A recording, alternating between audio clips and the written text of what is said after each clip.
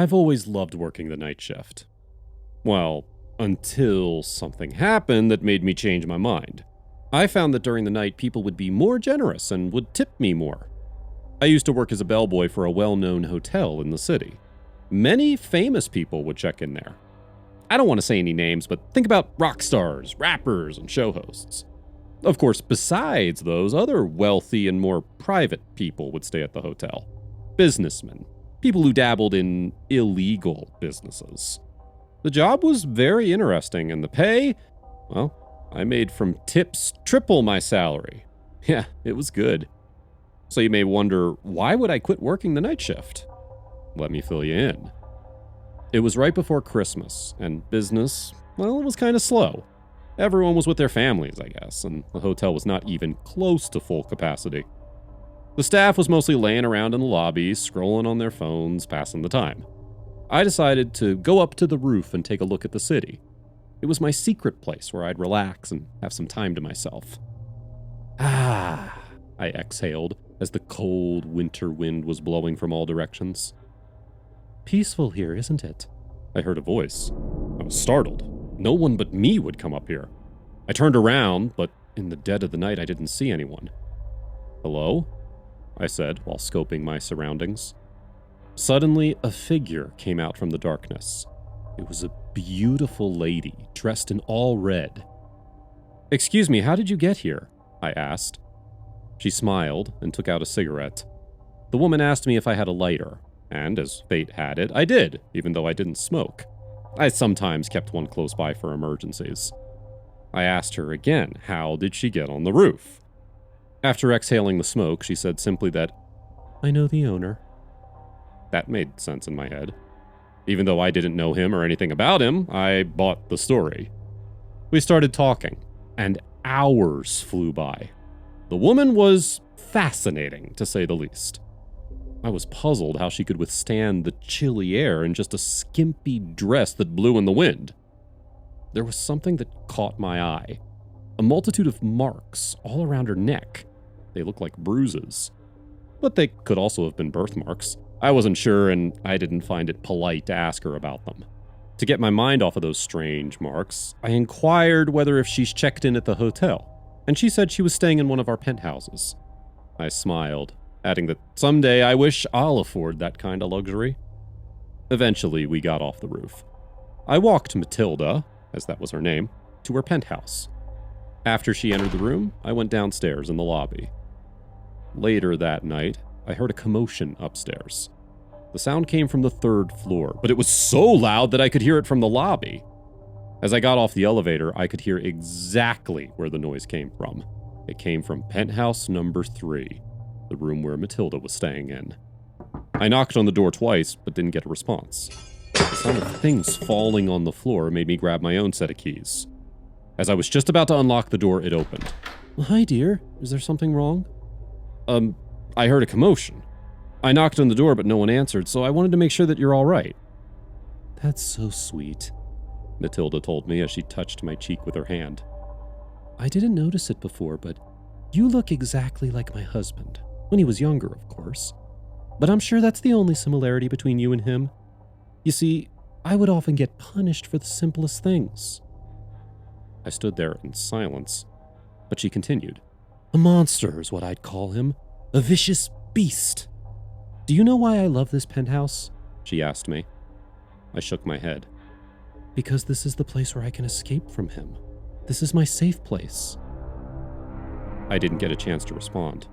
I was left speechless after what she told me. She smiled at me, and as she closed the door, wished me a good night. The morning came, and it was time for me to go home.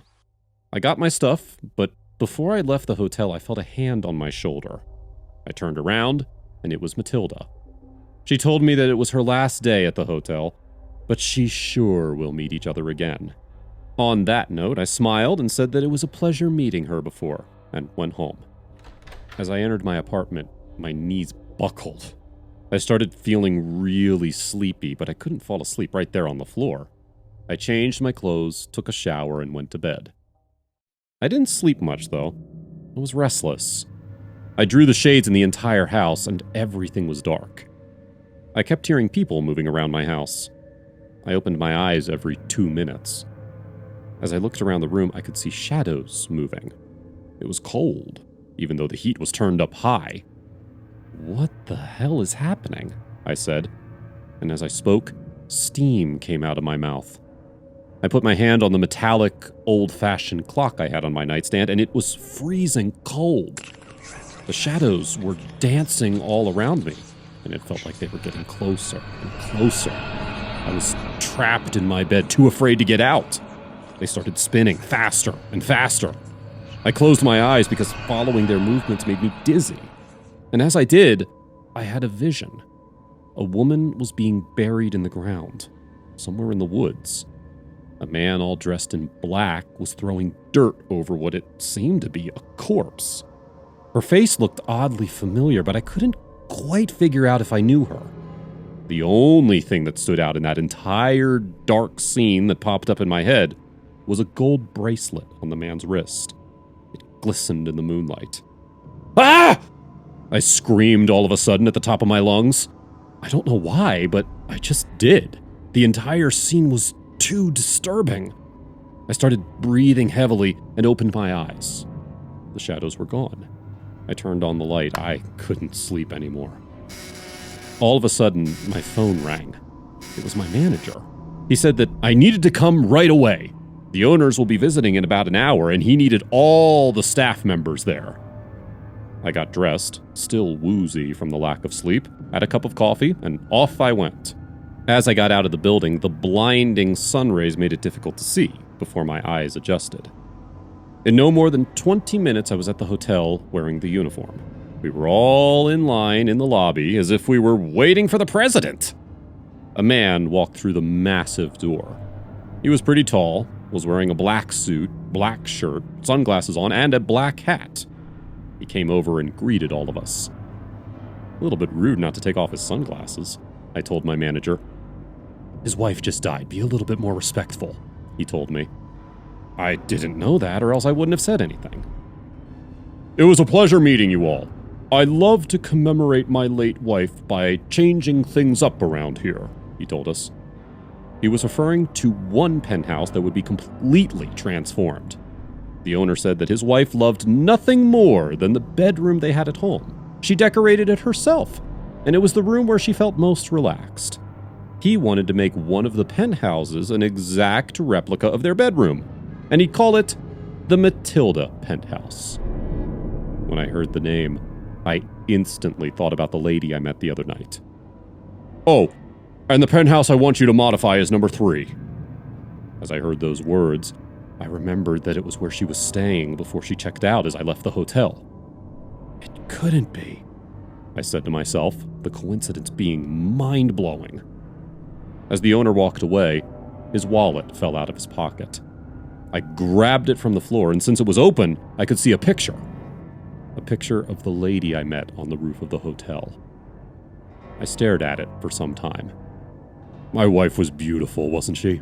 he asked me. "I'll always love her," he said as I handed him the wallet. It was her, his wife, the woman I talked to. As he reached his hand to get his wallet back, I noticed something glistening on his wrist. A gold bracelet, identical to the one in the vision I had. Then it all came to me. The woman in the photo, the woman I met on the roof, and the one being buried, well, it was Matilda. "Well, what happened to your wife, sir? I mean, how did she die?" I asked him, trying to put the pieces together. "I have no idea. They just found her body buried in the woods. Police don't know who did it, and it seems that they'll never find out," he told me while avoiding eye contact. I then checked the records for penthouse number 3 just to be sure. As I flipped the pages, I started sweating bullets. I couldn't find the date, but when I did, I couldn't believe my eyes. There was no record of anyone staying there. The room was empty for the past 2 months. Then it all came to me. I had spent last night with Matilda's ghost. If she loved her bedroom so much, it meant that she would forever haunt the penthouse number 3 after it was done. And the killer. Well, if my vision was accurate and her ghost wanted to tell me something, then it seemed that the husband did it. During the next hour, I grabbed all of my things and never returned to the hotel ever again. I talked to a friend, but if it turned out that if I went to the cops, it would be my word against Matilda's husband, who was a rich, powerful man. I couldn't do anything about it, only to live with this secret.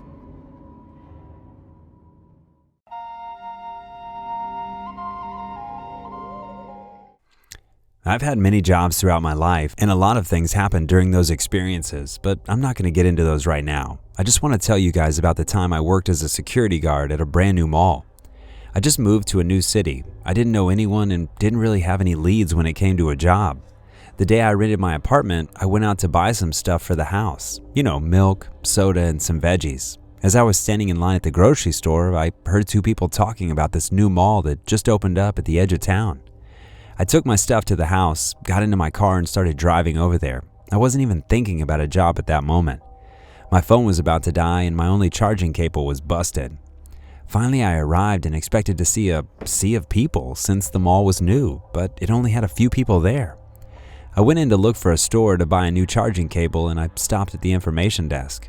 The lady was so nice and gave me directions, and I was turning around to go toward the store, and then I saw a help wanted sign right next to her. "Excuse me, are they looking for a new security guard?" I asked while checking out the details written on there.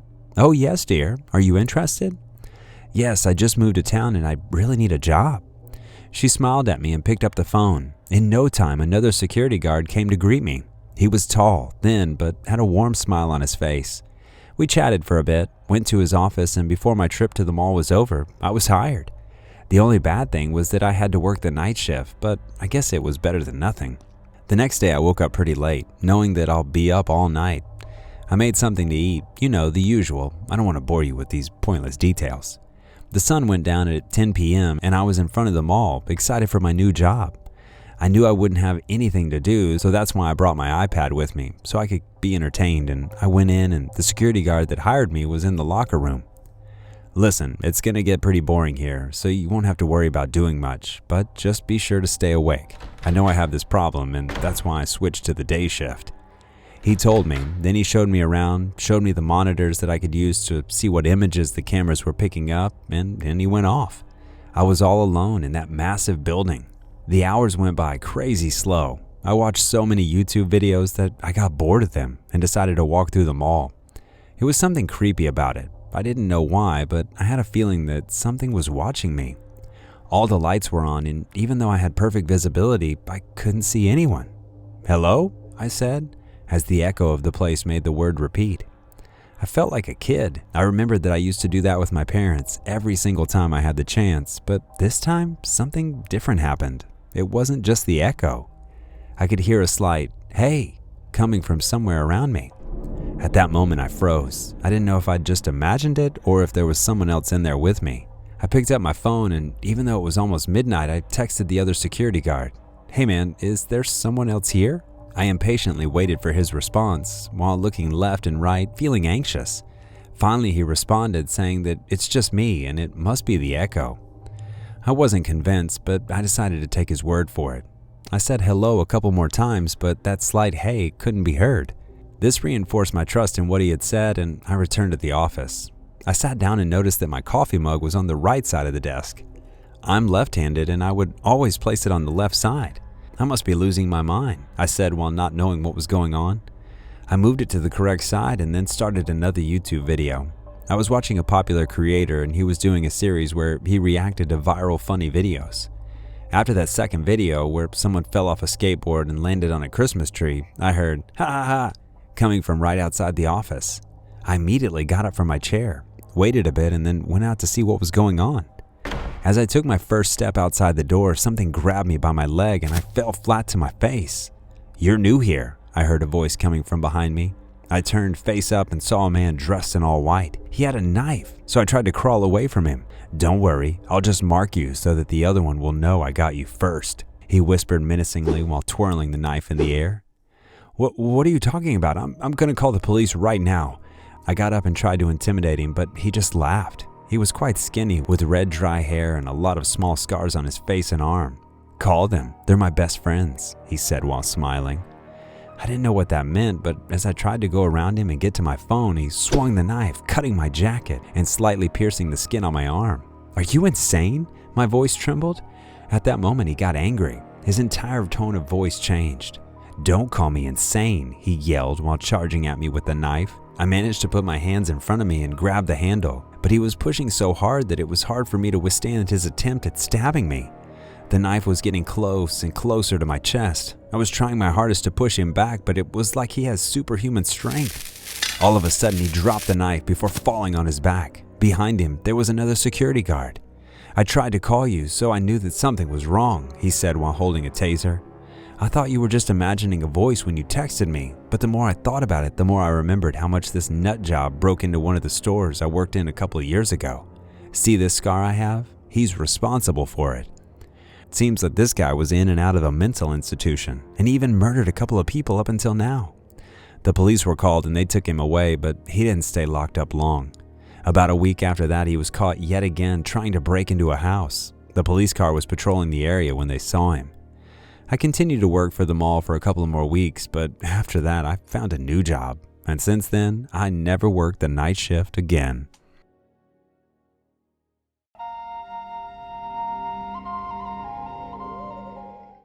Dr. Rudd was not a bad person. On the contrary, the patients loved him in the unique ways their neurosis let them love someone, which for many of them meant obsession. But when the doctor entered their padded rooms, they acted as if their mental disorders didn't exist, as if his mere presence exorcised their demons. Maria would stop pulling her hair and screaming about her poisoned cats. Simon's mood would stabilize with no hysterical crying or laughing and no calling out for his mother, as he did when the nurses came into the room.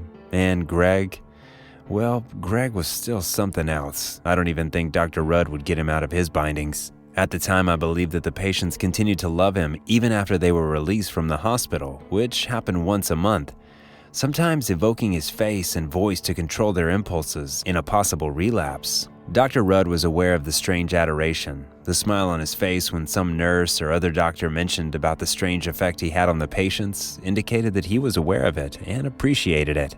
But Dr. Rudd didn't seem like a bad person.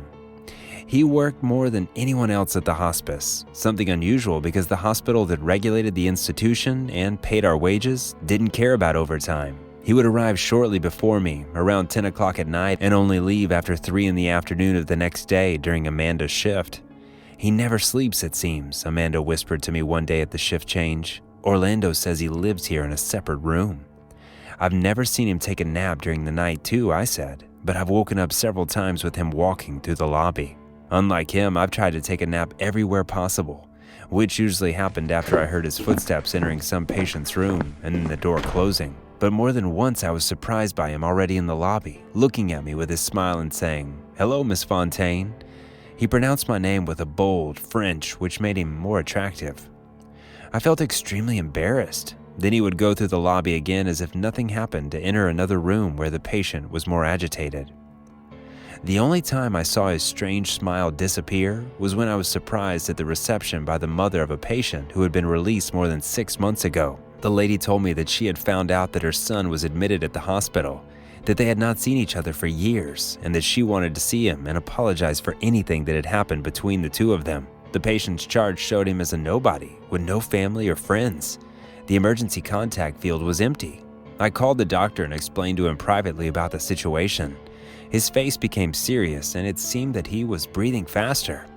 He told me he would take care of the matter and took the lady to his office. She left the office almost an hour later, crying and walking past the reception desk without saying anything. Dr. Rudd then appeared on my desk. "Apparently the patient never went home," he said.